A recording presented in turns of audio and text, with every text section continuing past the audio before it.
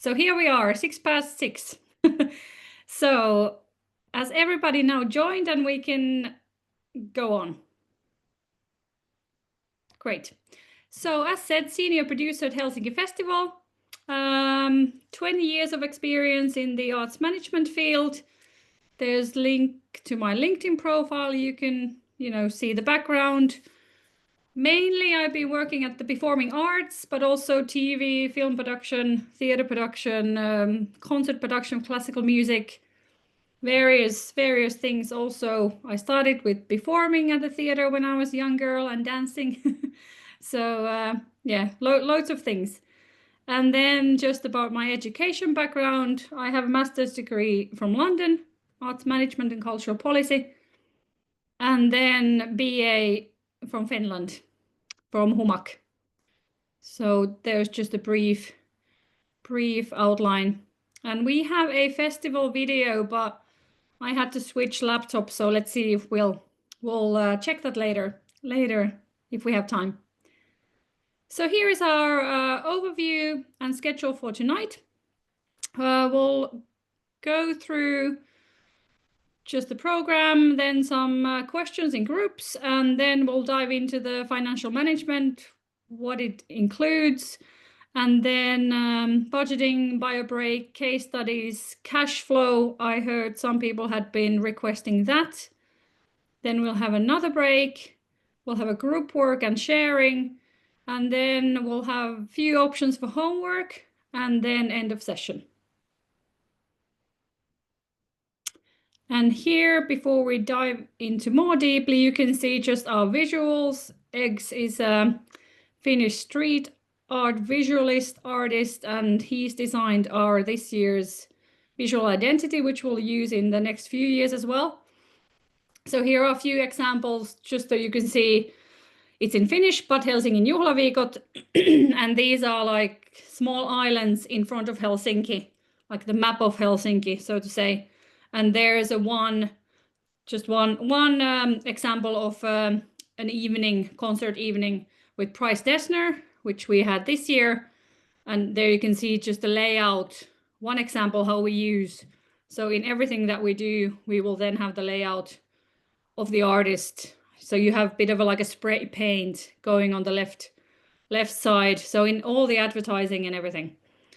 And we had an advertising campaign, the middle one, the photo, which says, "I wish it was August already," because the festival takes place in August. So this was in the metro staircases in Helsinki, and where we didn't market a particular concert or event, we marketed the festival. So that was a bit of a new approach that we did and took. And then for the next one, then we have the Night of the Arts. So we always start with the Night of the Arts, free admission event, 30,000 people at the Senate Square in Helsinki this year with Peleando, aerial acrobats. And my colleague produces this, but I have some case study information also on this one. Then we have a Huvila tent, which is this beautiful tent in Hakaniemi. Here you can see it in the evening light. It takes 1,700 audience members, and we also have a capacity for 1,200 members of audience, and restaurant services and everything. And then, yeah, variety of program, rock, pop, classical music. There in the photo you have Anushka Shankar, Indian artist who performed this summer. And then, yeah, a few other photos from Huvila from inside. It's quite beautiful with the half circle above the stage. And then I'm in charge of all the performing arts productions. Here are a few photos. I had 9 productions that I was in charge this summer. Theater, dance, contemporary circus. We had Sydney Dance Company from Australia with Australian string quartets or live music. 2 productions from Estonia. We had Viro Drama Teatteri and Vabalava, which were very successful. And then contemporary opera and also something for kids. So 4 different venues and 9 productions, and it's myself, and then I have 1 producer for 3 months and 1 intern. So 3 people doing all that. Here is David Lang's European premiere at the Dance House Helsinki. And I think that's about it for the Helsinki Festival. Just a quick overview, so you know the background and then where the case studies will be coming from. But the festival started 1951, and it started as a Sibelius festival, and now it's multidisciplinary. So as said, we run every year for 2 to 3 weeks. And we are hired by Helsinki Events Foundation, but you have all the details in the presentation, which then you'll have access to. So I think now we could have, if we could just have the Zoom divide all the participants into pairs, and if you could think of if you have any burning questions about the topic, financial management, budgeting, if you have any kind of worries or fears, so we could take just literally 5 minutes, and if each pair could then share a few of them, and then I'll hopefully will be able to adjust the lecture so that I can address those questions. Here we are.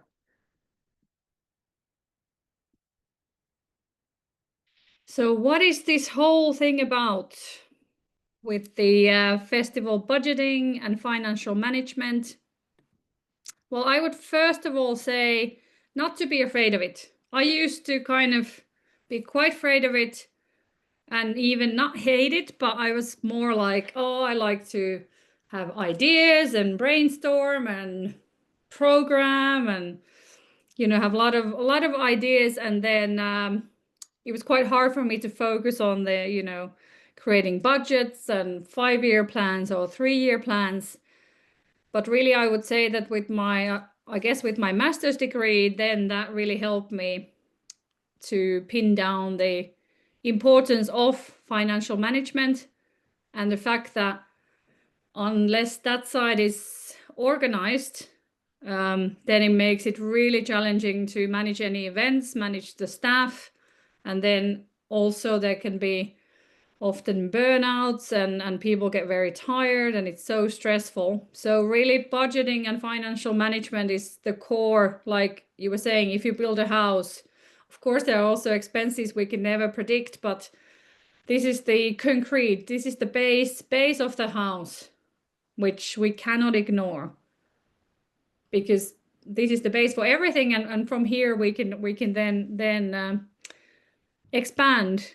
And as said, not to be afraid of it. It's just numbers, and large and small scale events, in a way, they have similar aspects and principles and processes. So if you're producing 1-day event or you're producing a 3-day festival, you almost need to take care of the same things in a 1-day event than a longer one. So I think that's quite also useful, though has been helpful for me, that if you then start moving into creating bigger events, it's still in a way it's similar. It's the processes you need to have the steps to do it, and we'll go through those. But as said, not to be afraid of it. And really it's about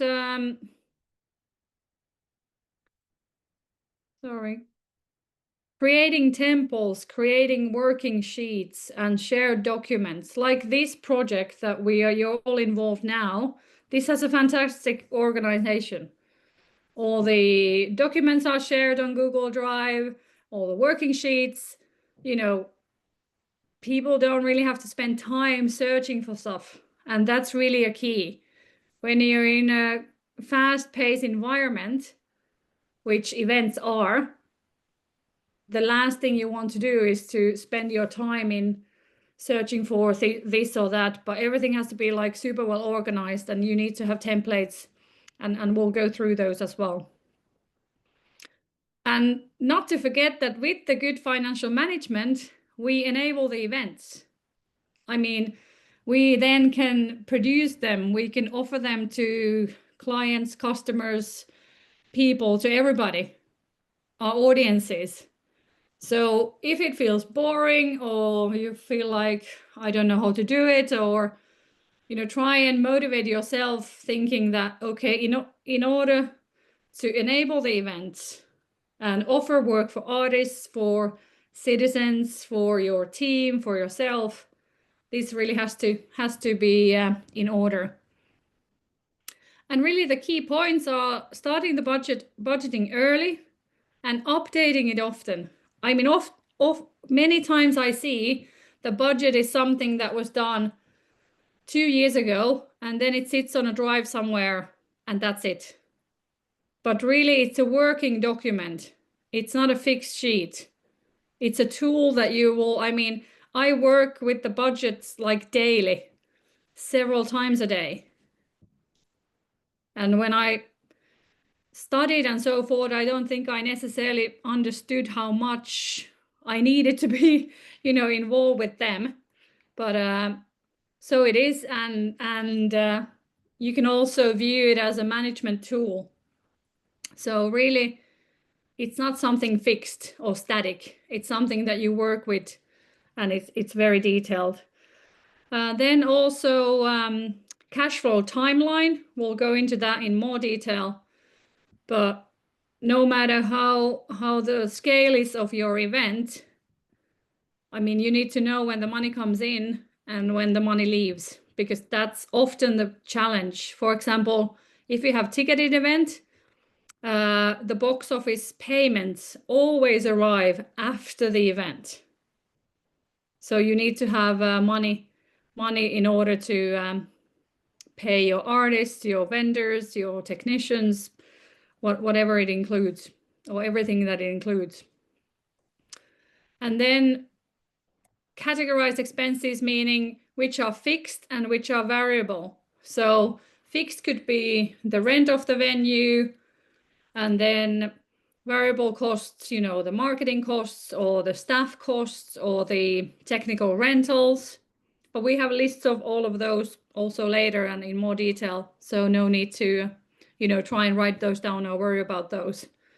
But really, what are the costs which are fixed and what are the costs that, may then change every year if you're planning an event that's repeatable?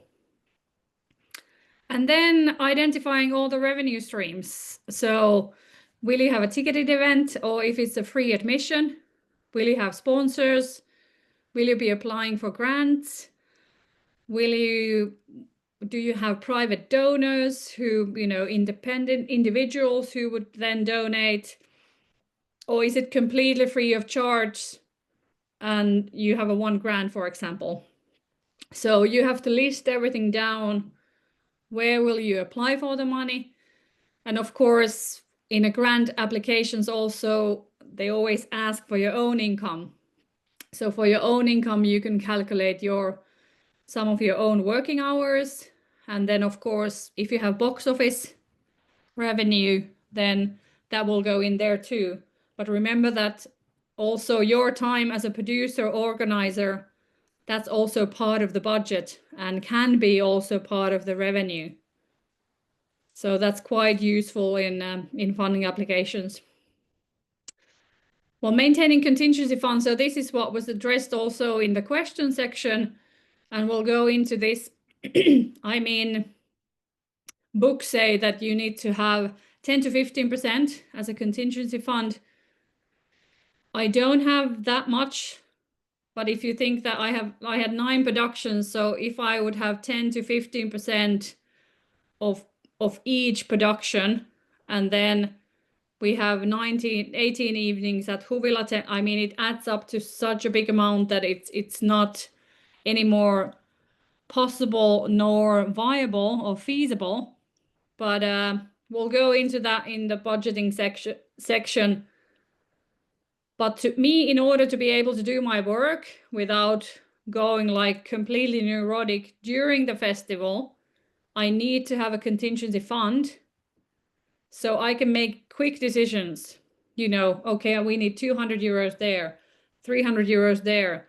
No, this was more expensive, or that was cancelled, or whatever. Cargo was more expensive, or they need a taxi there, or whatever the situations are. If I don't have the contingency fund, I'm nervous wrecked, and I cannot. I mean, my ability to make decisions will be paralyzed during the festival. So it's really for the peace of mind for the producer and who's in charge of the budgets to have the fund, and we'll get to that. I mean, let's say for the Sydney Dance Company budget, I had 7,000 euros, and we'll look at the size of the budgets, but I had 7,000 euros as the contingency fund, and I believe I used all of it, which is quite a lot. And of course, it also can be a sign that I hadn't budgeted properly, because I had to use so much of it. But there were quite a few technical changes that then had an impact on that. Then super important to have a reliable banking and payment system. I added this because even in our organization, we are a foundation and very stable one. When I started 4 years ago, we were not able to get payment statements out of our banking system, which was completely ridiculous. So for international artists or anybody, we could not send them screenshots of our bank that we have actually made the payment, the fee payment, or the airfare payment, or the cargo payment. And this was then, you know, amended, because oftentimes you have to send it's not enough to say, okay, it's not enough to send an email and say, I've sent you the payment. Most organizations will need a proof. So for example, we couldn't do that. So then we had to change things in our banking and payment system. And if you don't have an accountant, then you at least need to have somebody who's in charge, because the finance systems can't be handled by several different people. I mean, they'll usually create confusion, and then it's a ground for errors. I mean, I've also made quite a huge budget mistakes with the sheets and the calculations and the formulas, but nothing that I could not reverse. But it's so easy if you're in a rush and you'll type and update, and then the zeros go bonkers. And then in our system, my budget is linked to the whole Helsinki Festival budget, and that's linked to the whole Events Foundation budget. And then that goes directly to our managing director. So he has had few heart attacks when I've had when I've been updating the budgets too quickly, and then he calls me like, "What did you do?" But all in good spirits. But really, it's a tool that we work with, and it's important to have it in place. Now, can we see the last bit? I will read it from here. Well, it says systematic process of planning, monitoring, and controlling. So the word control sounds super strong, but we'll go into that more as well. But you need to have systems in place. You need to have, whether it's a weekly meeting, financial meeting, or whether it's a daily meeting leading up to the event, or monthly meeting. Like at the moment, I have monthly budget meetings for 2026 festival, and also weekly meetings or even daily for 2025 post-production. So we'll get into the like schedules, but yeah, you need to have a schedule in place, because otherwise it doesn't happen, and it just kind of disappears when everybody's too busy, and it can be a bit boring. But I assure you that when you start doing it regularly, it'll help you to manage your workload as well. Then core points, budgeting. As said, clear outlines of expected expenses and potential income sources, then break down the costs: venue, headliner, security, cleaning, and everything. And we'll have a budget template which is already in the workbook, so we'll go through that in detail. Then cash flow management, as said, this is something that can cause challenges, to be very direct. So it's good to have a cash flow calendar, and it can really be a Google sheet. It doesn't have to be anything super complicated, but really you have to know when the money comes in and when you have to pay the artists, the venues, and everything. So important to have those in place. Revenue streams, we've talked about this already, that you identify what those are. And if you have early bird discounts for tickets, then that will reduce the income. When will your sponsorships pay you? Or do you have sponsorships? Will you apply for sponsorships? And do you have some vendors on site? Maybe people are selling food, beverages, merchandise. Will you as an organizer get a percentage? And if you don't, I recommend you do. So will you get 10% of all sales or something? But then that's also revenue. Or will you organize it so that all the income and revenue is for you directly or for the event? And then grants. Then the contingency planning, or here it says 5 to 10%. I would say 5. I usually use 5%. And somebody was asking in the beginning, how can we then, when we apply for the funding, how can we apply kind of more than, including the contingency? So everybody who's organized ever any events will know that the budget line for contingency is as important as the artist fee, for example. So it's not an extra line on the budget. It is part of the budget. And if somebody will question you, then you will need to give a clarification on, for example, now for 26 budgeting, I have done the first budget drafts autumn 24. So the petrol prices have gone up, the flights have gone up, the cargo have gone up, the venue rentals have prices have raised, everything. So really you can give reasoning behind this, but really it's not an extra line in the budget, it's part of the budget. And that's important to remember. And really it's a peace of mind during the festival and also any event and afterwards as well. Because at the end of the day, let's say if I make a huge mistake in the budget, like I did one year, then it goes to, like in our organization, it goes to our head of administration, managing director, and to our board. So then I needed to have a meeting, and literally I had made a typo in a rush. And of course it was not well received, but we learn, and then somehow we managed to work it out. But super important.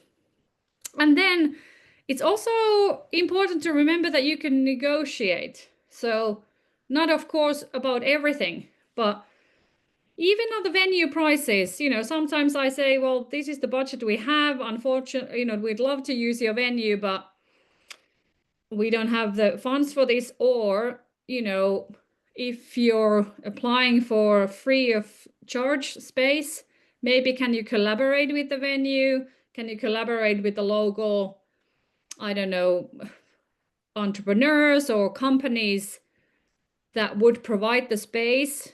Or can you organize the event in someone else's space who would then provide it for you? And then they become the sponsor of supporter of the event or the partner of the event. So, one can always try and discuss and negotiate. And then, of course, you need to have your standards set in place. But yeah, always encouraging you and your team to negotiate and check the costs without compromising, of course, the event's quality, because of course that's important. That's important. Then monitoring and tracking. So implementing systems sounds quite grand, but it literally means it can be a Google Sheet. It can be an annual clock. We'll go through those as well.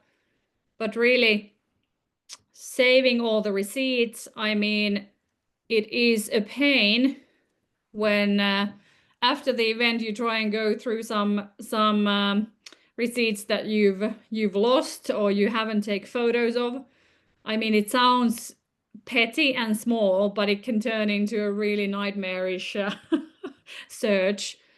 So that's why I emphasize that please work with the budgets and monitor them regularly, literally almost daily, because then it becomes your working sheet and working sheets instead of some template that you check twice a year.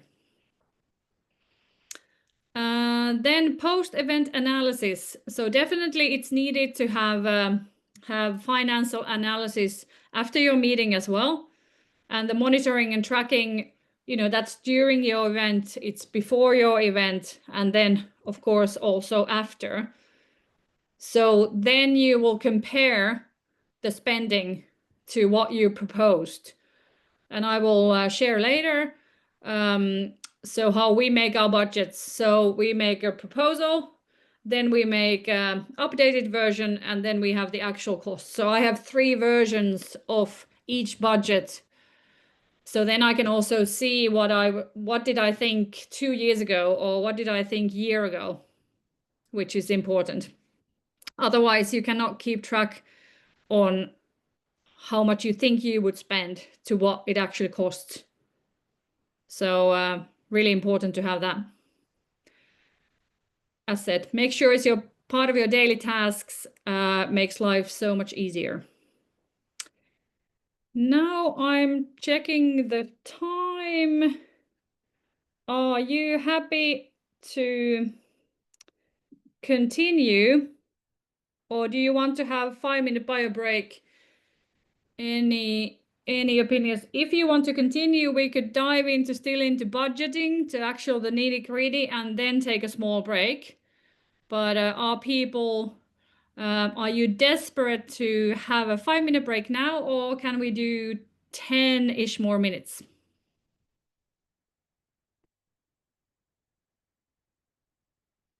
We continue, I assume. Great. So then, budgeting. So funding. Can you apply funding from your local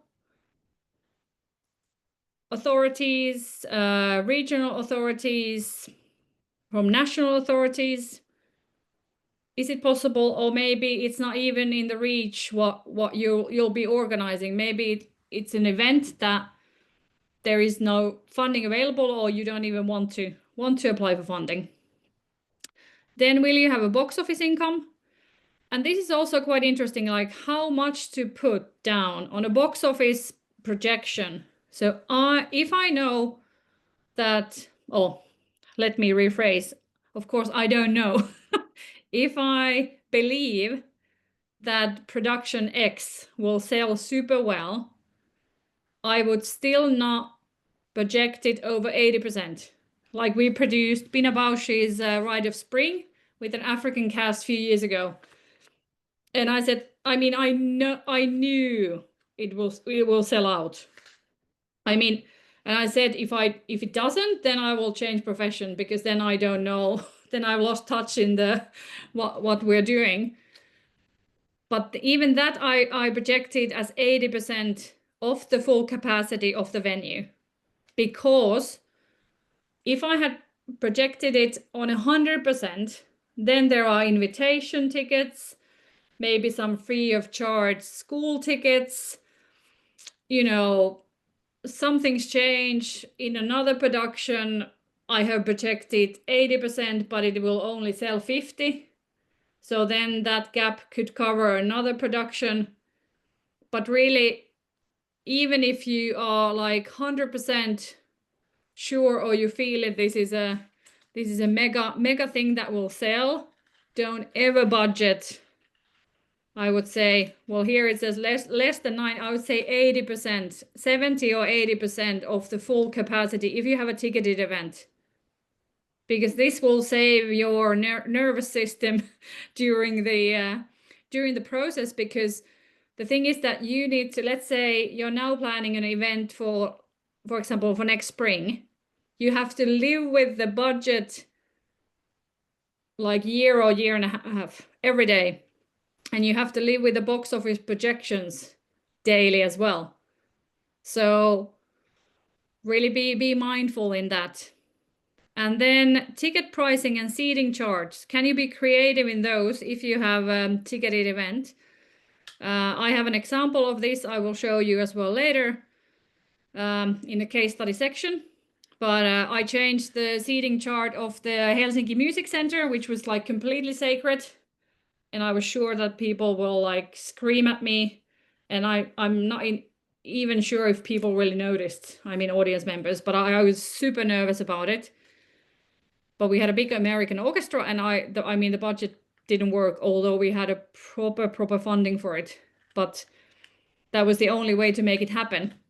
So nobody had ever thought in our organization that one could change the pricing system that's at the music center in Helsinki. So these are, just things to think about, like, oh, some of my colleagues were like, oh my goodness, you cannot touch it. Like, no. And I was like, well, of course, airlines do it, hotels do it. And I mean, I'm not suggesting doing dynamic pricing where the prices change daily. I mean, Live Nation and big organizations do that, but I'm not suggesting that for culture and arts events. But it's a thing that maybe you can look at. And it's also, some of my colleagues were saying, but all the seats are even view. Well, it's not. It's about creating demand. Some people want to sit in the middle, in the center row, and they might be willing to pay 20 euros more about it. So it's something to think about. And yeah, please note that the ticketing provider costs, when you project the income and also VAT, we'll talk about that later as well. But in your budgets, please don't be over optimistic. You really have to build in the formula, the calculations of how much a ticketing provider will take per ticket, because that can be an easy and quick mistake that you do, because you can make a budget in a meeting like, okay, 80% of that capacity, this is the income. And then it's really, it's less. Partner sponsors, we talked about.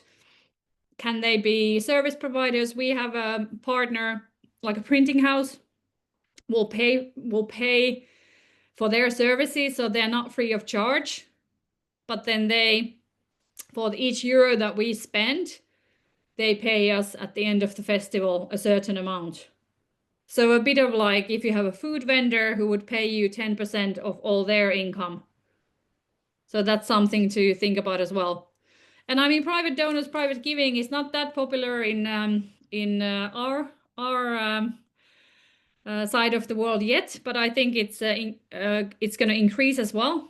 So it's definitely something to think about, and of course, depending on the type of your event and what's the target group and everything, but not to be forgotten, I would say.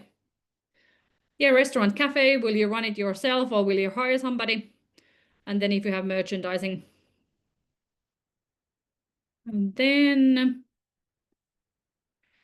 expenditure forecast. These are just few things. As said, we'll go into the budget line by line, but please note VAT. There's been quite a few changes in Finland around this, and there'll be more next year. And it can be really pain. So please make sure you know whether you need to do your budgets with including VAT or without when you run the numbers. Like all of our budgets, which I create, are without VAT. And of course, all the invoices that we pay out are including VAT. So again, here is a point where one can make crucial mistakes and errors in terms of actual money that you need to pay out. So make sure you know what VAT is included and how you run your budgets. Then tax. So if we are talking about artist fees, in Finland, we pay 15% withholding tax on top of the artist fee, and we have to pay that also from the per diems. And other team members who are not artistic team members, it's 30%. So this has to be built in your budget. You cannot think like, oh, it's 500 euros for that one thing, and then on top of it, it's something. You actually have to build the formula into your budget that will calculate the tax, because otherwise we are in trouble. So check the tax system in your wherever you're operating. Then social security payments and pensions. So we require A1 forms, which are social security payments. If you're in a European Union, then you don't hopefully have to pay for it. And some other countries also are freed from that. But check A1 forms for visiting professionals. I'm still waiting quite a few forms, and those processes can take up to even 6 months. So when you order artists, check wherever you're operating the social security payments and what's involved. And also then pension payments, whether you're reliable to pay those, or will people invoice you. Here I noted again the variable cost and unexpected costs. I mean, we couldn't prepare for Corona. I mean, no budget contingency would have ever covered, for example, the pandemic. We cannot prepare for if the airlines will close. So you have to draw the line somewhere. I mean, you could always prepare. As a producer, you have to be super prepared, but we cannot prepare for everything. So, as said, 5% roughly of your production budget should go into variable and unexpected costs. Any questions about these? If not, I will show you the seating chart example. So case study from Helsinki Festival, we produced Cleveland Orchestra from US. They hadn't been to Finland since the 50s. And it was one of the biggest productions I've done in my career. 200 people traveling from US. And here, the budget, we couldn't make it work in no way. And we have funding from the Helsinki city, some funding from the Ministry of Culture. And then also we had private foundation money to make this engagement happen. And still, the budget didn't work. Now let's check if this will open. I will show you the seating chart. Can you see this? Any thumbs up? Yes, great. Yes. Kiitos. So here you can see the stalls and then the balcony. So here you can see the price. These are Helsinki Philharmonic Orchestra's pricing. I mean, the pricing as such doesn't matter that much how much it is, but here you can see the red sections. So these are the prime seats, so the A category seats. And then the blue ones are the next category.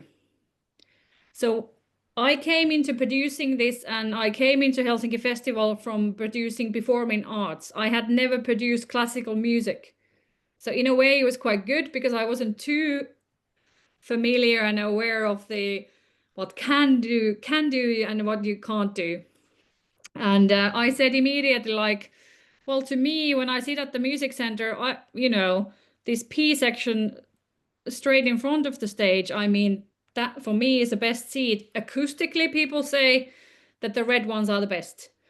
But I mean, to my acoustic understanding, this was also fantastic. And if you think about, if you visit event, let's say in London or New York, you could never sit that close to an orchestra. I mean, it's not possible. The venues are built differently. And this is the vineyard shape at the Helsinki Music Center. So then I changed the A category. I believe we had 100 and something tickets for the A category, and then we changed it so that we had 350 tickets in the A category. So you can imagine the impact on the budget when you, and that then will start to actually change your income. So we changed the whole seating chart in terms of which category. So we made the more expensive categories bigger, and in a way quite a simple way, but really it made a huge difference, and then made it possible. And as said, I was so afraid that people will be so upset, but people weren't upset, and the audience was happy, and we were happy too. The key thing is you have to know the market, and you have to benchmark.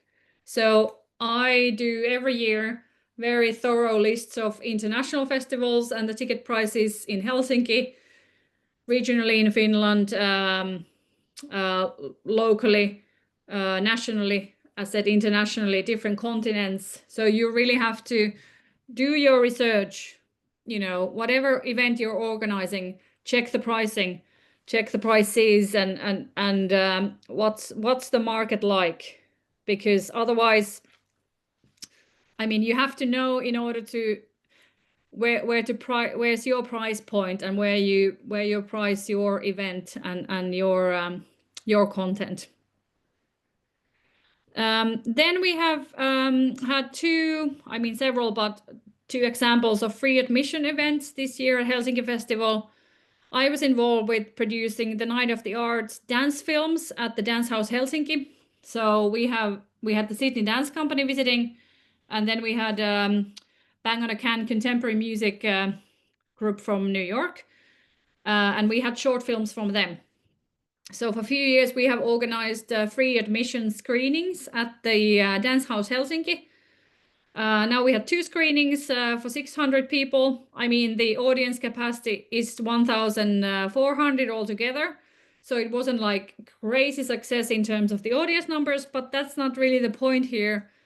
The point is that we want to open the dance house doors to people and who haven't been there maybe, and then they can watch dance films related to our programming free of charge. And the cost of that, organizing all of that in total, I would say it's around 3,000 euros, the whole event. But I would say the thing to remember from here is that it's not the number of people. It's according to our values. We want to open the venue. So what's the target? What's the outcome? Here, it's not about the money, and it's even not about the number of people we get in. It's really about offering this free admission to the audience and opening the venue doors.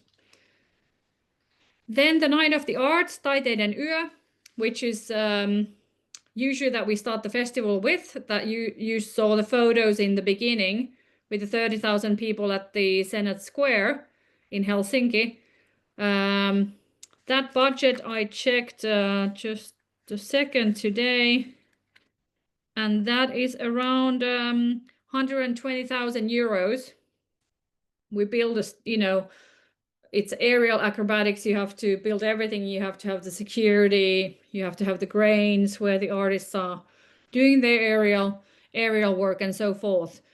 But here you can see 120,000 euros and then 3,000 euros. Completely different target group, completely different, of course, audience perspective as well.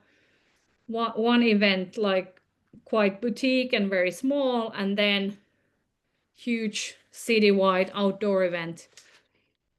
So this just gives you an example of the budget scale.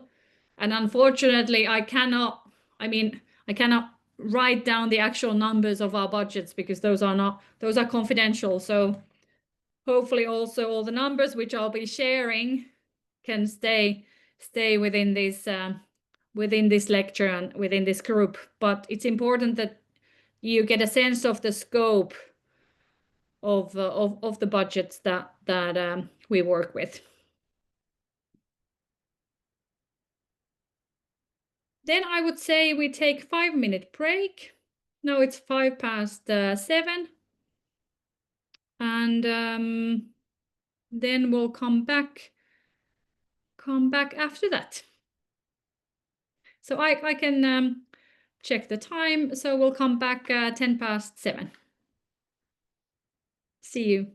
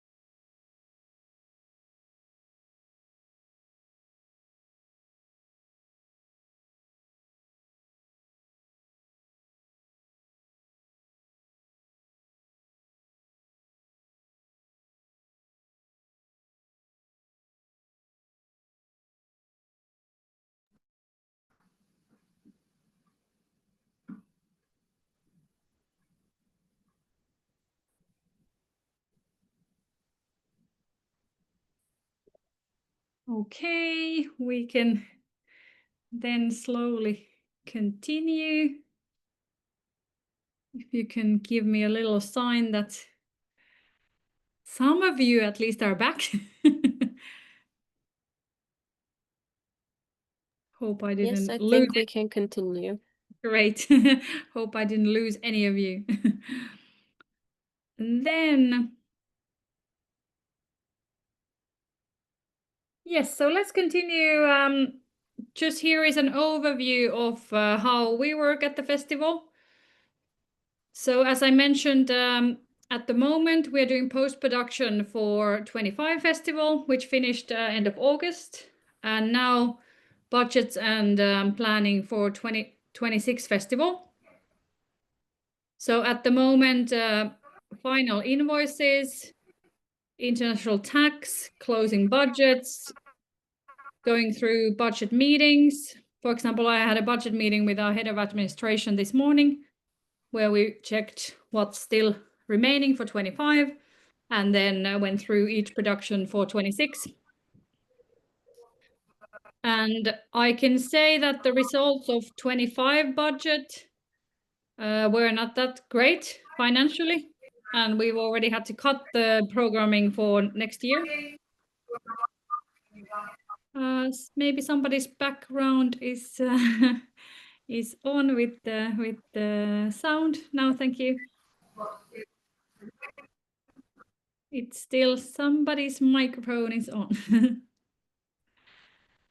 But as said, this is the reality. I mean, we had, let's say, quite ambitious plans for next year, and I mean, we still have, and we can make things happen. But the reality that results were not financially that fantastic has now impact on the 26 programming. So some productions we have said that we have locked and we'll make those, but it's also important then when you negotiate with the artists and your collaborators. Like I could be now in a situation where I would have made a pre-agreement with a company, and then maybe we would have to pay X amount of money for not being able to go through with the production because of this year's funding results, or not even funding results. I mean income results, box office revenue, to be very direct. And just to go back a bit, so in a month we'll be closing all the budgets for 25. We are reporting to funders, to our board, and then of course internally doing all the checks as well. So this just gives you an idea of the timelines and where we are. And next week we have final budget and programming deadlines for next year's festival. That means after that we cannot add any programming, and even now we can't. We're having to cut back, but really that's the deadline. And after that, I mean, if we were to add productions like, for example, the year before we did, we added a huge opera in March, which caused a lot of implications to, I mean, it's not feasible. It can break it can break the team. I don't want to be dramatic, but it really can it can push people so far that it's not feasible to do. And one has to be quite careful with well, I say directly artistic directors, and then who has the final say. Like I know that the Finnish National Ballet and Opera, they have a very strict process when bringing in productions, and they used to have it much more flexible, that the artistic director could bring in a production on the table, let's say 6 months before, which for their annual planning is very late, and that would throw everybody's budgets and working hours and everything. So we are also very careful with this nowadays, I can say. So for 26 festival, we have already done budget proposals in spring 25, and some of the programming decisions are made already 24. So some of the budgets I have created for 26 are from August 24. So 2 years to 1.5 years is, let's say, the timeline that we work with. But now, as I mentioned earlier, I have created a budget 24, so I've had to update it completely because all the prices have gone up, and then that will have an impact on everything else. Then just that you get an understanding and scope of so senior producer at Helsinki Festival, what is my role in financial management? So I do the programming with the artistic director. So we bring in options, content for programming, we scout for program, we create the budget proposals, updated versions and the final versions. We have regular once a month budget meetings with our head of administration, weekly meetings with our programming team and artistic director. And as said, I work with the budgets on daily basis. And with the artistic director, I mean, there are different ways to work, but she's really keen on knowing where we are with the numbers, like on almost daily basis. So it's very open, and we share all of that, which helps. So that happens weekly with the artistic director. Then we search and apply for funding, myself included. I'm in charge of proposing the ticket pricing, of course, not on my own. It goes through our senior management board as well. Then I negotiate all the contracts with the venues, the artists, agencies, collaborators, everything. Write them. Then this is quite an interesting part. I think different events operate in a different way. Even though we are quite a stable, big organization, each euro that I spend on the festival, that it's spent under my productions, goes through me. So I create payment mandates, I approve each invoice. So our festival ended end of August, and now we are towards end of October. So I still have, I would say, 4 invoices that are not approval, which have not come through. And I calculated it's about 1.3 million. Then this doesn't include our own team's work and the staffing costs, but approximately that's the total of the budgets of the productions that I had this year. So as said, each euro goes through me, so you can imagine how labor intensive it is. And each VAT I go through manually. So there are days when my hair goes and yeah, I think my way to handle is with the ice swimming almost daily. But yeah, just to give you an idea, of course, it's about beautiful programming, offering beautiful content to audience, and at the same time, it's about this. It's about financial management and budgets on a daily basis. Any questions about this or anything that I have previously touched on, or if you have any questions that you've have risen now during this part. I just wanted to encourage you that you're doing a great job, and it has been a wonderful presentation so far. So I'm looking forward to the following. Yeah, so go ahead. Kiitos.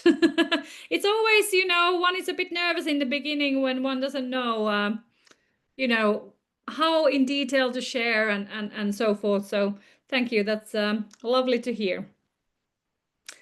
Then we could dive into cash flow. So I have loads of slides regarding cash flow. We are not going to go through all of them, but it's really for if you're in a position that you need to create this and really dive deep into this, then you have loads of material. And one of the homeworks also, or the tasks, assignments has to do with the cash flow. So then you can come back to the material as well in regards to that. But really, the cash flow for a festival or event, it's really critical, the timeline. So as said, it doesn't have to be any amazing, super complicated system. It can literally be a Google sheet with an annual calendar, and then I would have weeks and months, and then whether you'll have it for 2 years or 1 year, or then depending on your event. But really, it's a map of your critical timelines, when the flow of the money, when it comes in and when it goes out. And then there you can already identify, okay, really, like let's say in May, that's critical. And then when you apply for funding, or if you have sponsors, you can say, you can even maybe share, I mean, depending on how you want to do it. But really, you can also share that this is the critical month. Here we need to get some of the money in, because advance payments and reservation fees and so forth. And I would say that a lot of organizations stumble on this, and this causes a lot of problems. So it's the liquidity issues, and then, I mean, even, you know, of course, as a private person, you can run into this. But as said, box office payments, we still haven't got some of the box office payments, and now we are in October, and we've had to pay out everything already. I mean, we are in a very lucky position. We are a very stable organization, but this year's result was not fantastic financially. So hadn't our managing director, whereas last year was very good financially. So luckily, our managing director did not let us spend all that was left from last year's budget for this year's programming, because of course we would have loved to bring even more dance companies and even more orchestras and contemporary circus and you name it. But luckily, we have quite a conservative managing director and head of admin, and who are very realistic. So now we are very thankful for them, because I'm always like, yeah, we could do more and da da da da. But luckily, then they are quite level-headed. But yeah, I cannot stress enough and emphasize enough the importance of the cash flow in general. Here is really steps how to do it and what it includes. It maps your timeline, identifies, I mean, we talked about this ticket sales, sponsorships. In a way, it's not new to you, like we've gone through this now as part of the lecture. But as said, create a calendar, whether it's a spreadsheet or so, and you have a monthly and weekly view. That can be very helpful. And then you really do your detailed lists: deposit, costs, artist payments, marketing and promotion, staff. You calculate the net cash flow, you analyze and adjust, you negotiate if you cannot actually do the payments, you adjust pricing and time frame, cash balance, and then really it goes into, but as said, these you have as part of the presentation, and we don't have to spend so much time in these, going through each of them. But here is also about the marketing and so forth, logistics, insurances. Well, as said, we'll go through these also in the budgeting section tonight. And insurances, that's also quite a big topic, which we are not going to dive into too deeply today, but it's becoming, some of the artists are requiring all sorts of insurances, which at least are not available in Finland. So it's also about negotiating. I mean, some people can ask arm and a leg, as they say, but then you need to negotiate what's possible for your event. But here is the summary of net cash flow, total cash inflows, and closing cash balance. But also you can start with quite a simple version. It doesn't have to include all the details. And it's important that it serves your event. I mean, now I'm talking about the festival in a festival context, and of course this also this project is about festivals, and we're diving into that. But really, you can amend it to your own needs of your event and your event type. Here are just a few examples then where you can have the templates, so no need to create them yourselves either. Yes. Any questions about this, or shall we dive into the group work?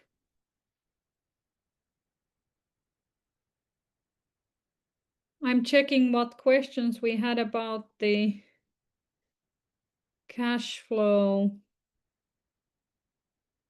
Well, there was one question about how to predict costs. I mean, I wish we had a crystal ball. It's several times during the festival. I was like, I need the crystal ball. I wish I had it. The way I do it, as I explained before, is that in the budgets, I have three sections. We could actually look at that now. Just a second. For our workbook. Now, sorry, just a moment. So I will try and open it for you. Whether I can do it. Apologies, it doesn't let me. No, here we are. And then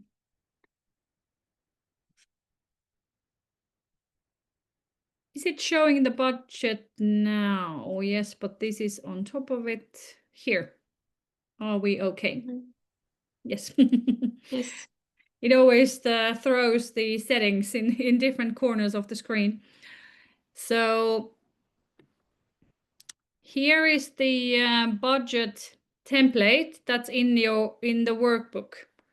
So this is the module 4 and the budget. So I have highlighted stuff in green, in yellow, which I have added. But if you look at this budget, when we talk about how to predict costs, so I would have 3 versions. So I would have, I would actually add here, for example, column F and G, or however one wants to do it.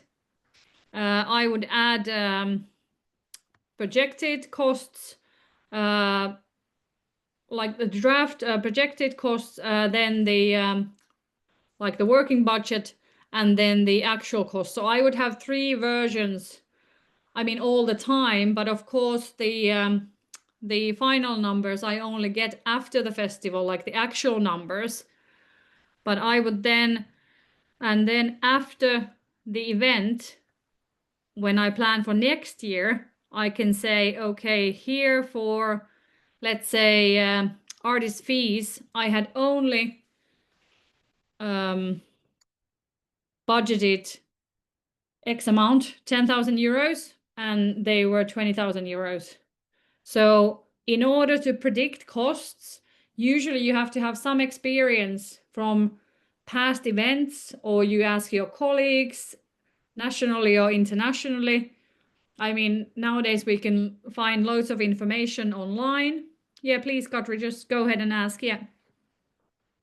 Yeah, just a question regarding those 3 columns from your perspective. Yeah. Since you have such a vast experience already, are those numbers getting closer and closer each year? Are you getting better at predicting or not? Some, and today, again, as I was updating budgets, there was some that I had completely forgotten, and I was like, oh, and it was just really, in a way, quite basic stuff that I had just overlooked, like the cloakroom staff at the National Opera when we rented. I had budgeted it 1/3 what it was. I mean, I had all the numbers, I had all the working hours, and I don't know what I had done. I had not focused on it. I'd been too fast. So it So, never gets easier. sorry? So it never gets easier? I mean, it gets easier in the way that I don't get so upset about it.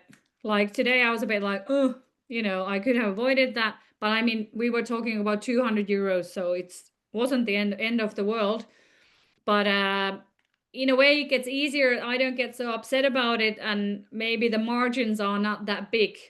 Having said that, in one budget this year, I completely overlooked copyrights. I mean, it's in our budget template, copyrights. And I don't know what I had done. There was 0, and it was 3,000 euros. But then I had it in the contingency, and I didn't have to use the contingency for anything else. But I mean, that's not smart working to forget copyrights. But I mean, we are humans, and then things happen. And also, yeah, we have to remember also that we are not heart surgeons. We're not working in the first aid. We are not doctors. We are organizing events, and we are human, and things happen. So, but as said, of course, you can Google prices, and then I mean, for example, for all the technical rentals, for the staffing, I actually ask for quotes. So maybe year and a half ago, I didn't ask for quote in the first month when I budgeted for 26. But then immediately I talked to our technical team, which is external of our company, and then I get a quote. I mean, I get an offer from them. So the more you have legit offers or prices from the people that you might be buying the service from, of course, that's way better than your estimation. But often we have to give prediction, and we do our best. But I always put it higher. Even let's say I get a price for 1,000 euros, I always put 1,500. And I've spent numerous hours with our artistic director. We are not arguing, but we have heated conversations because she wants to have it at 1,000 and I want to keep it at 1,500. I mean, let's say if you have each budget line which has 500 euros extra, again, it's not feasible. So you have to be moderate. You have to adjust it. But let's say in a technical rental costs, in a flight costs, hotel maybe doesn't go up that much, but flights, I mean, petrol price and cargo goes up every day. So as again, for your peace of mind, it's better to have bit air on top of it than not at all.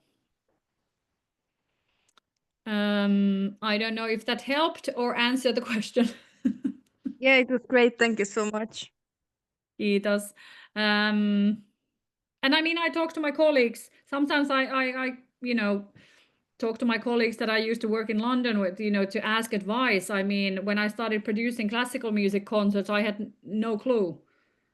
I mean, orchestra could ask any price from me, and I had no understanding whether it was okay or not. So really, also, I'm not suggesting that you push artist fees down or anybody, salary fees or anything, but also you need to know your benchmark. Like, let's say I never is a dangerous way to start a sentence, but I rarely pay what people ask of anything. So it's also a mindset in terms of like, I'm not saying, okay, somebody's asking for 2,000 euros, I'm not going to offer 1,000, but maybe 1,700, So if your mindset is like, Oh yeah, we pay everything at the end of the event, or maybe you don't even get there because the budget gets too big. So you have to have this mindset of like saving each euro, but then you have to have some movement in there. I mean, it's maybe not so clearly explained or stated, but in order to work with the budget, you really have to. I mean, when I have an intern, of course they can make decisions during the event. I always say if it's hundreds of euros, don't call me, don't message me. It takes more time. But if we're starting to talk about thousands, then you have to contact me in order to make a decision about the finances, whether we can move ahead with those or not. Because then it also becomes about time and managing the time and the time costs. So if your team asks you about every 5 euros, then managing stress levels and so forth, it's not possible to run the events. So you have to also be quite careful there. But as said here, one could write, I can write here, budget proposal, or maybe I'll just write a proposal. Oh, no, I just use frame, budget frame. I don't know if that's, we have it as a budget frame in Finnish in our systems, like raami, but I don't know if that's clear. But that's like our first that let's say I have done August 24. Then I would say projection, and then I would say actual. And I can update this after tonight, or tonight after our session. So then you'll have the updated template. But I would do so that I would have three versions. And then you can track back as well. And here I would also write initials and date. So I would write myself like JR, and so I know when I have updated it, or my colleagues know, okay, our managing director will check for our board, and then they will check, okay, Johanna updated yesterday, and I don't know, 50,000 euros is missing, like once happened, and then I had made a typo, and our managing director nearly got a heart attack, and then he called me like, oh. But this is the fantastic thing with the templates and the system, because he could track it back and see, okay, Johannes amended it, and he could see what time. And he saw that I was traveling, working late, and he said, oh, probably she made a mistake and typo. But again, the systems will support the managing of the whole event and the system. And it's not about finding who to blame. It's about being able to work with it. Then there was a question about uncertainty of events management and budgeting. Well, I believe this also is related. I mean, I don't really know how to answer to that. Everything is so unpredictable.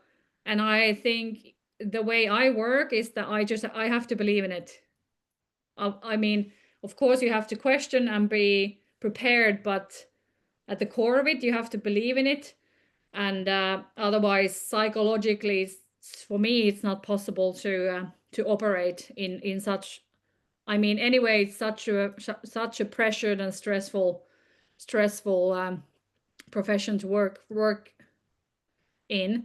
So somehow I have to believe that the world doesn't collapse, even if it might.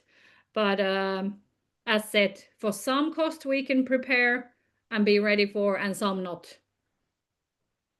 I mean, that's just how it is, and we have to live with it. Then there was a question about is it possible to make a profit with events management? I mean,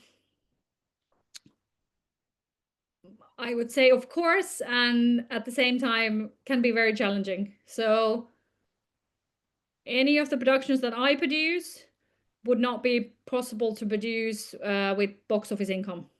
I mean, none of it. None of the performing arts productions that I produced this year or last or next.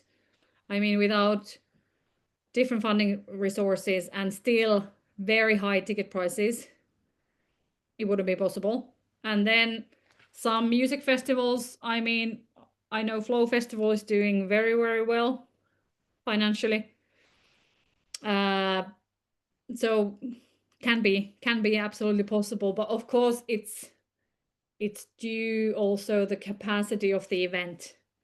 So if we think about Dance House Helsinki, which has 700 seats, it's never possible to make a profit.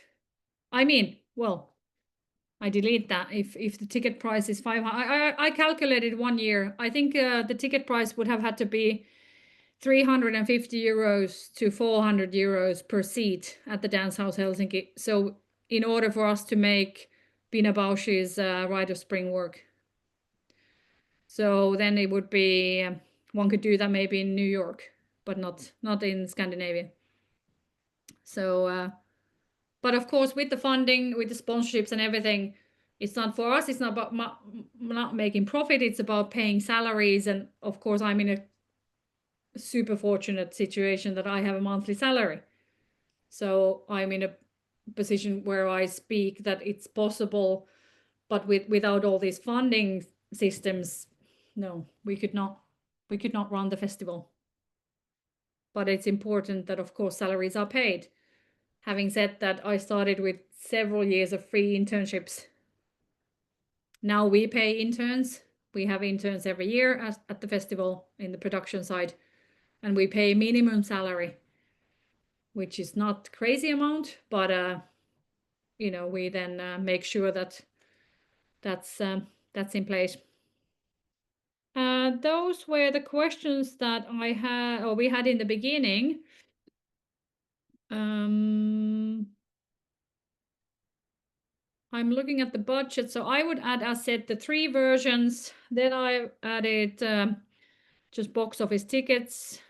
Then if you click the grants, foundations, government, city.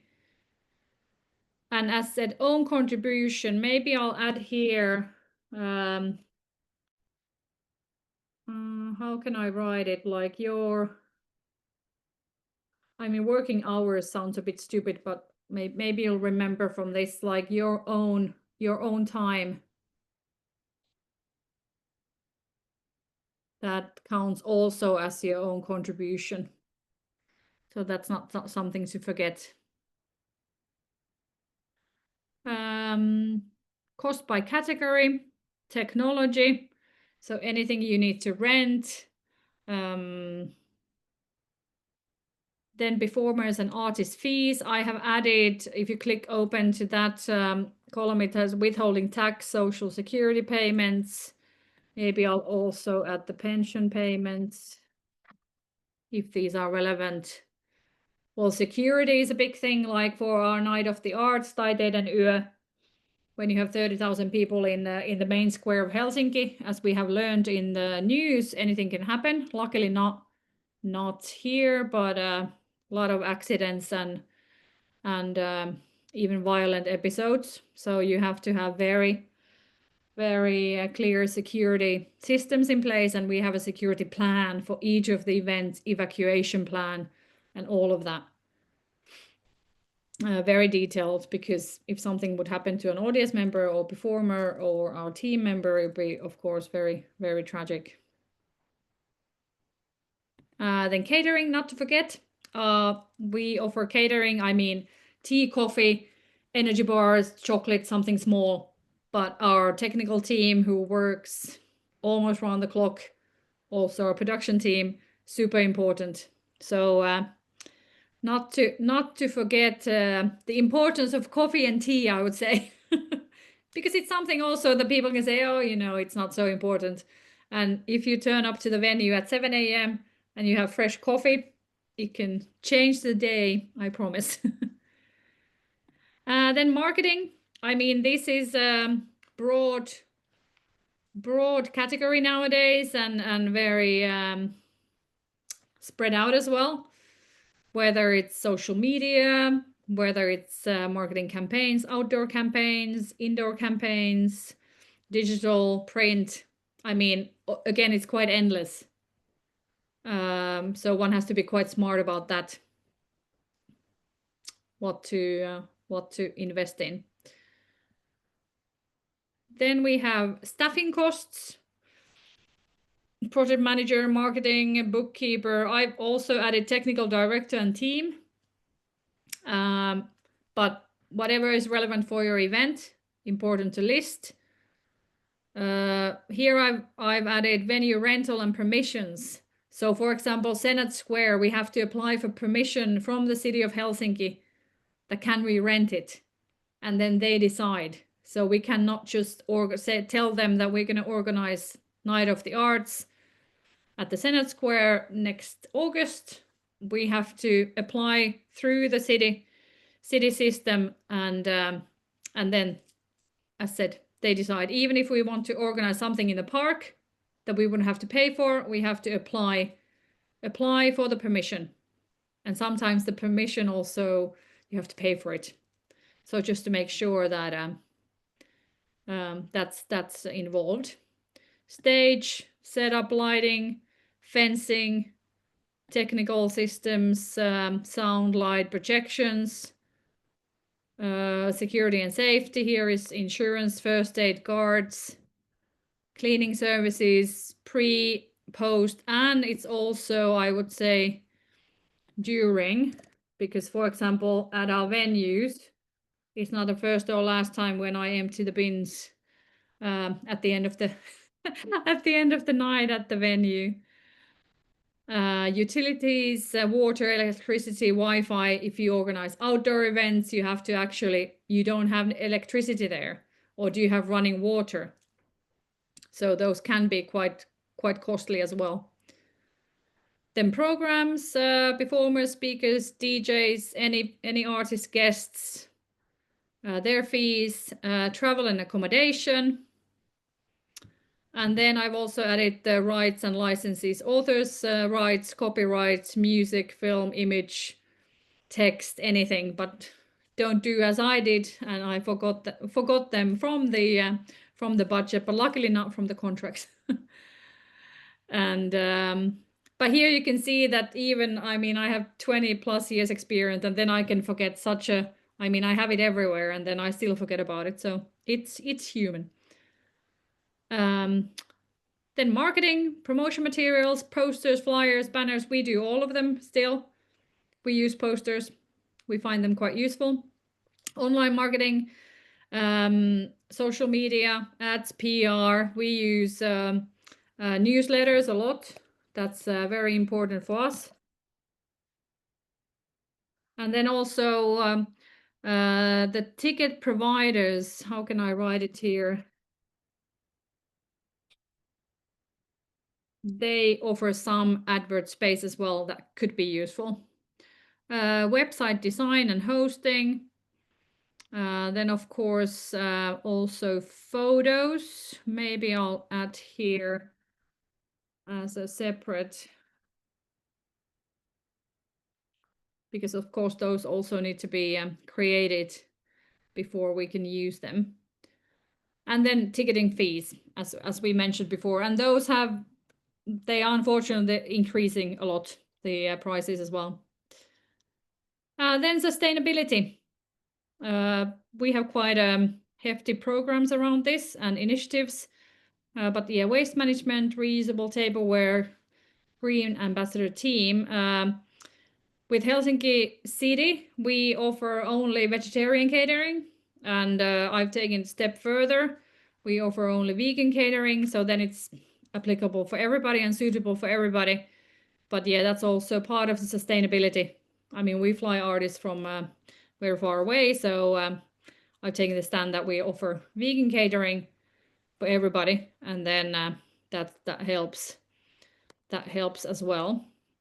And then we have, of course, the contingency office supplies. Then we could also add meeting costs. I mean, you know, if you travel somewhere, you know, you have lunch with an artist or colleague or so forth.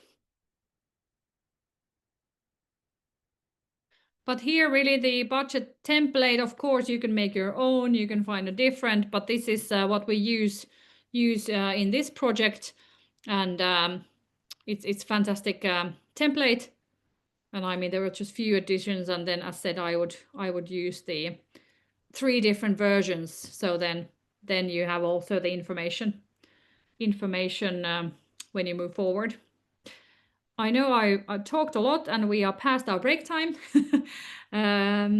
So now I would say we take a break, and then if you have questions about the budget, we can continue with those. But I had written down 15-minute break. Can we do 10 minutes? Is it okay to do 10 minutes? Yes, I think it's okay. 10 Great. minutes. At 8 o'clock. Yeah, so we come back at 8 o'clock. It's 8 o'clock and we could continue. So we had 2 questions in the chat. Thank you, Katri, for sending me a message about it. Let me pull those questions.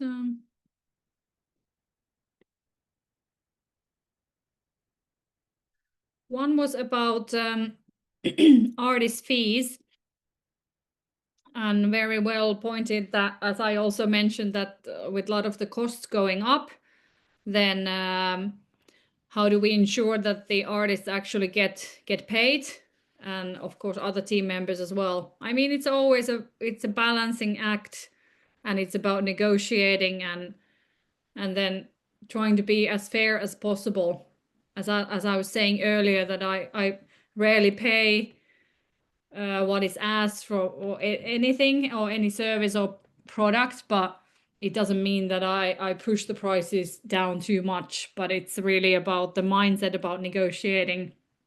And then if you can save a few hundred with the technical equipment, maybe you can direct that to the artists. But I mean, of course, it's a reality, all the travel costs and everything are going up. So then often it's the fees that need to be negotiated. And I know that a lot of artists are not comfortable about talking fees, and talking finances still has to be done. And not everybody has an agent or manager or anything like that. So, but again, I would say with quite direct communication and direct and sincere communication, it's not useful to try and go roundabout or be somehow unclear. And I'm also very clear when I negotiate that, I mean, if we have the funds, then I would not bargain. But usually there's always have to negotiate in something. Then there was a question about very good question about festivals, and is there a template that would give one overview of a financially successful festival? I was trying to dig through our what's the percentage of our box office income compared to like the overall budget, and then the marketing and everything. I couldn't find it fast enough. I can see if I can find it after this lecture. I mean, there are different models for marketing. Often is said as a rule of thumb that it would be 10% of the overall budget.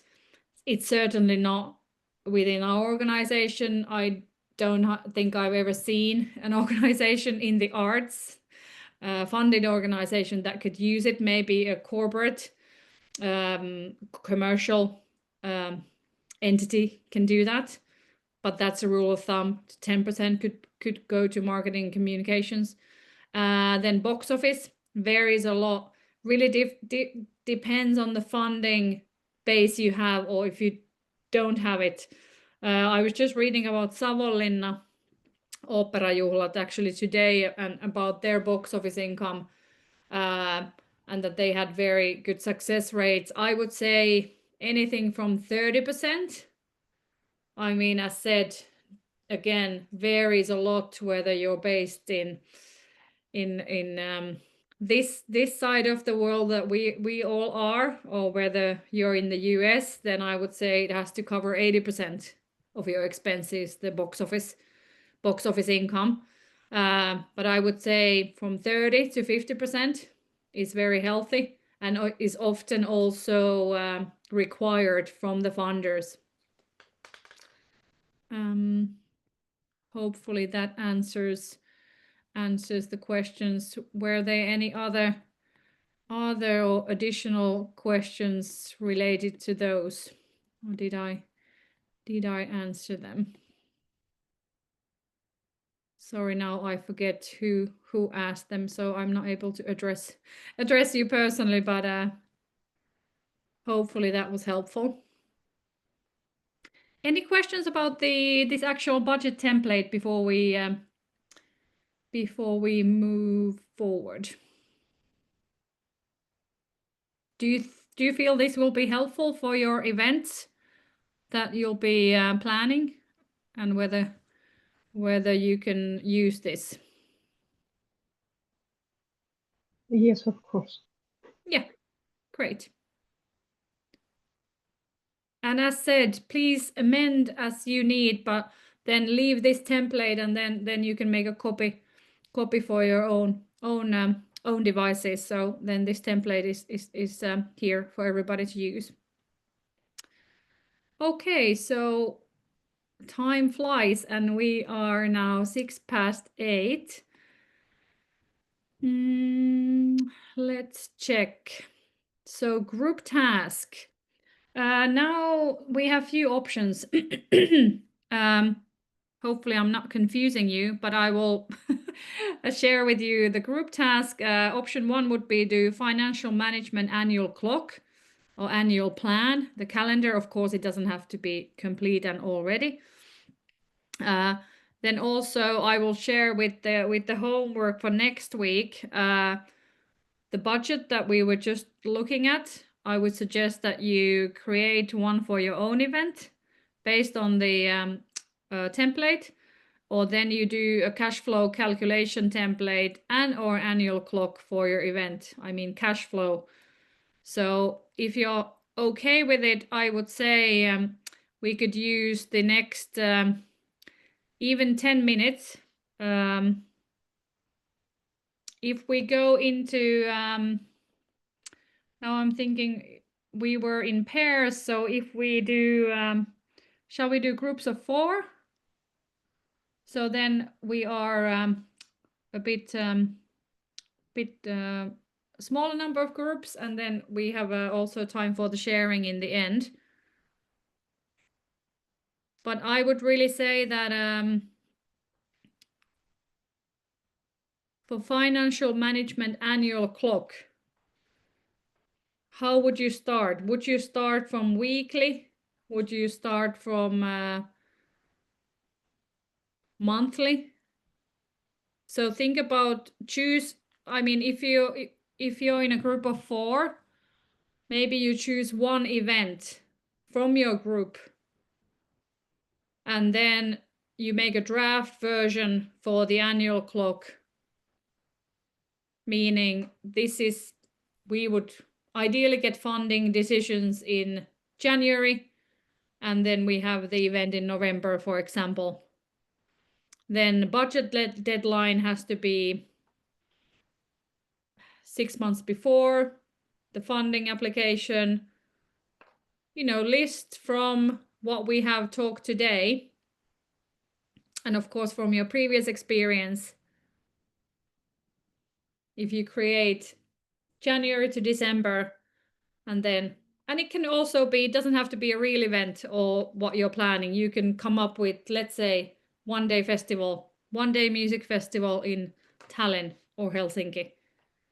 But just that you get started and that you get going, that it's not so difficult, that literally you make a sheet where you have from January to December, and then you can even make bullet points underneath.